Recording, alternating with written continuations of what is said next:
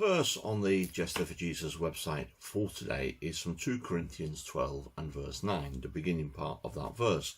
And it's Paul speaking, and he says this. He says, "My grace is sufficient for you."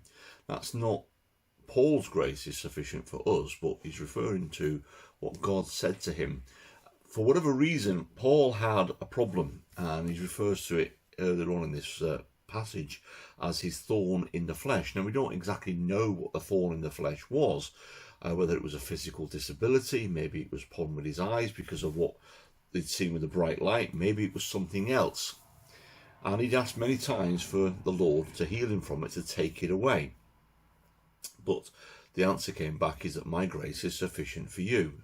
In other words, Paul had been saved from evil, the things he'd been doing in persecuting the Christians, and he went off to become a great witness to lots and lots and lots of people.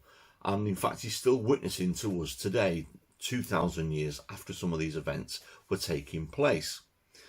And, you know, my grace is sufficient for you. God gives us just enough amount of grace. And remember what I've said before, that grace stands for God's riches at Christ's expense. It's an acronym that we can use for the word grace, God's riches at Christ's expense. Because that's what he did. He sent us Jesus.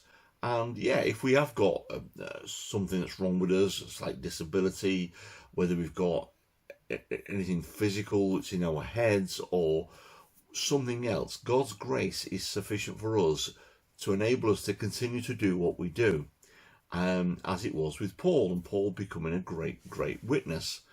So what if he was problems with his eyes? He went on to write great things. He went on to speak great words. And that's because God had said to him, my grace is sufficient for you. Hope that gives you a bit of a boost today. And whatever you're dealing with today, have a good day today.